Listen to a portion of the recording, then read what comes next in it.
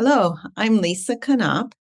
I'm the author of 7 books of creative nonfiction.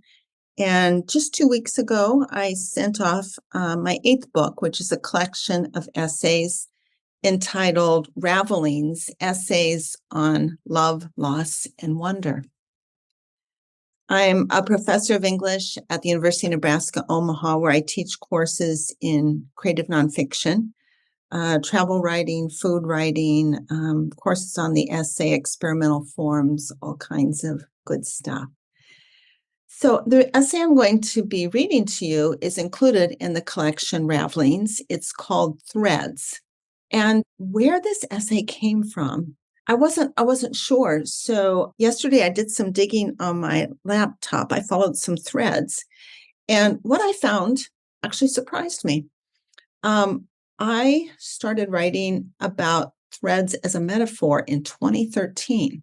I had done just a brainstorm of everything that threads reminded me of. And then I started writing about the needleworking that women in my family did, especially my grandmother, and kind of got into her personality and some of what I loved and didn't love about it. And then I left that. And then I discovered that I came back to it in 2017. There was something in this metaphor I couldn't leave alone.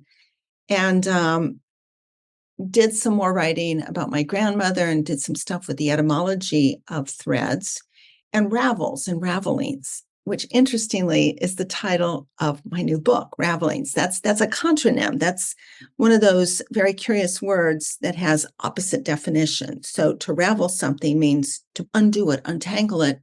But an older definition of the word means to make something out of it, to weave it into something.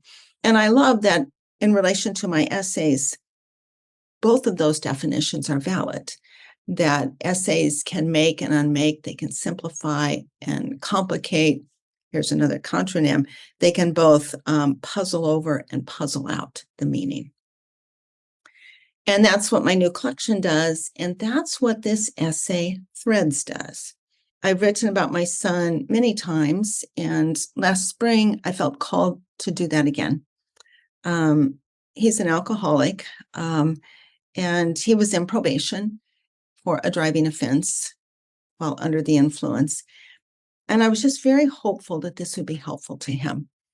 And I knew a little bit about the probation, what was required of him, but he wasn't telling me a lot. And yet he was still calling me every day, talking to me, or not talking to me, but he was still calling every day. So here is this very short essay. It's fewer than 1,000 words, but I pick up that old metaphor that fascinated me, threads. And instead of writing about my grandmother and her needlework and other women in the family, the metaphor attached itself to this story of my son. Threads. Before I put my dress coat away for the season, I sew on a button. When it fell off weeks ago, I stuck it in my coat pocket, intending to fix it soon. But mending is such a dull chore, so I didn't, until now. I select a dual-duty black polyester thread from the sewing basket. Even with glasses, I squint when I thread the needle. I even up the ends of the thread and double knot them. Then I align the button with the buttonhole. This isn't a flat 4-hole button that requires careful, neat stitches, but a shank button with a plastic loop on the bottom. My stitches will be hidden from view. I am a woman who would rather staple than stitch a fallen hem. I have 3 sewing boxes. The one I use the most, a fancy blue basket with an embroidered top, was my mother's. The pink one, styled like a tackle box, was my granny's. Long before I inherited either of these, I made a kit from a child-life shoebox that once held a pair of expensive white 5 EE 3/4 leather boots that my mother insisted on buying my son. When he was a child, my son used the supplies in that shoebox to turn old clothes and curtains into costumes for his imaginative play, or to sew badges onto his Boy Scout or Civil Air Patrol uniforms. One of my few sewing projects was a General Grant shirt that I made when he was 7 and fascinated with the Silver War, as he called it.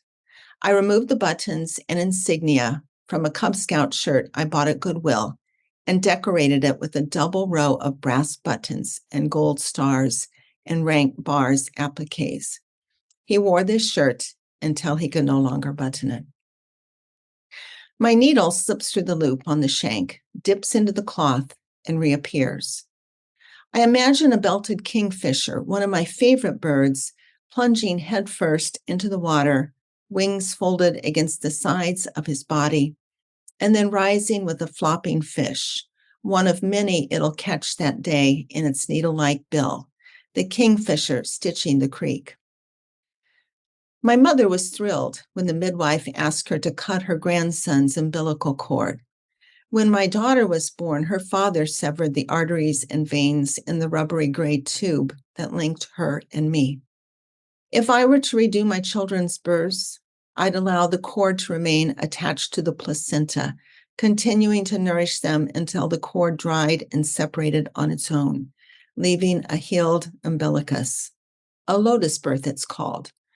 Don't sever a tie if you don't have to, I say. If a shank button isn't firmly attached, it feels wobbly and likely to fall off, so I loop over and under more times than I need to. The stitches on the underside of the cloth are a messy bird's nest. My son and I talk by phone almost every day. If he's sober, he says little about his life and expresses little curiosity about mine, a taciturnity that has increased with time. Perhaps even minor revelations, his or mine, feel dangerous to him when he's clear-headed. But when he's drinking, he can be garrulous, testy, funny, and self-disclosing. The best time to call him if I wanted colorful, long-winded answers to my questions was on a Friday evening, when he was unwinding after the work week. On such evenings, he might let it slip that drinking was making a mess of his life and that he'd never be able to quit. Fuck hope, he once said. I wanted to ask why the fabric of his life had so unraveled and how he might mend it. But if I had, even on such a Friday evening, he'd have ended the call not with the definitive slam of a rotary receiver followed by the hum of a dial tone, but with the silent cutting of the invisible cell phone line that would have left me wondering for a moment if he was there or gone. I've attached the button. I strengthen the stitches that hold it by wrapping the thread around them 6 times. Then I wrap it 2 more times for good measure. I miss a coiled telephone cord, a visible reminder of the connection between 2 speakers. But somewhere, cords and cables connect my son and me, even though I can't see them and don't know how they work. He says little about probation and nothing about the required abstinence, if that's even what he's doing. But actually, I think he is abstaining because now there's more silence than talk between us, even on Friday nights. Silences I refuse to fill with chatter. When he does speak, it's about the weather or where he's going to fish that weekend. I miss his loose talk, and yet this persistent taciturnity feeds my hope. During the long silences, I picture him casting out a line bearing one of the colorful jigs he's tied with deer hair, waiting for it to catch, and then reeling it in with a flopping fish, one of many he'll catch that day. My son stitching the lake. Though I wonder the point of our mostly silent telephone calls, I don't ask. My son wouldn't call if he wasn't getting something from them. So we sat in silence. Talk tomorrow, he finally says. I'm here, I always reply. He signs off by telling me that he loves me, and I tell him the same thing. How thin, how tenuous this thread seems. And yet, it's a dual-duty polyester thread wound 8 times and knotted twice. It will hold. I clip close to the knot.